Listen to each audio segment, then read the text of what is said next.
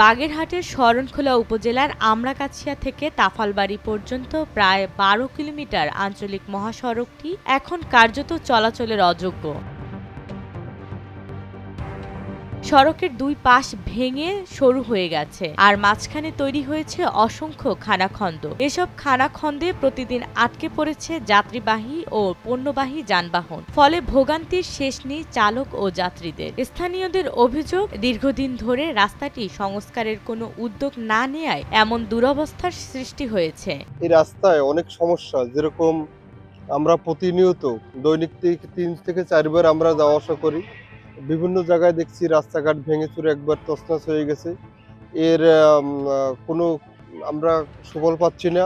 বড় বড় ট্রাক চলতেছে যে রাস্তা দিয়ে, আমাদের এই রাস্তায় ওরকম বড় ট্রাক চলা উচিত না, তারপরও চলছে। তো এই বিষয়টা আপনারা দেখবেন।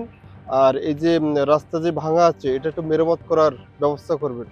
আমাদের অনেক সমস্যা হয়, যে কারণে মানুষ অ্যাক্সিডেন্ট হচ্ছে, দুর্ঘটনা হচ্ছে। প্রতিদিন স্থানীয় রুটের বাস ছাড়াও ব্যবসায়ীদের পণ্যবাহী truck, cover van, pickup van চলাচল করে এই সড়ক দিয়ে। মহাসড়কটা দিয়ে আমরা শরণখোলা উপজেলার অসংখ্য লোকজন, সাতকালী ইউনিয়নের অসংখ্য লোকজন যাতায়াত করে থাকি। রান্দা কলেজের এবং বিভিন্ন শিক্ষা প্রতিষ্ঠানের স্টুডেন্টরা এখান থেকে চলাচল করে থাকে। তো আমাদের এলাকার প্রেক্ষাপটে এটা অত্যন্ত গুরুত্বপূর্ণ একটা সড়ক, কিন্তু অতি ভারী যে যানবাহন চলাচলের কারণে, ওভারলোড ট্রাকের কারণে রাস্তাটা অনেকাংশে ক্ষতিগ্রস্ত। এখন এই রাস্তাটা একদম চলাচলের অনুপযোগী হয়ে পড়েছে। প্রতিনিয়ত বিভিন্ন যানবাহন দুর্ঘটনার শিকার হচ্ছে। আমরা প্রায় দেখি যে স্কুলের স্টুডেন্টরাও দুর্ঘটনার শিকার হচ্ছে।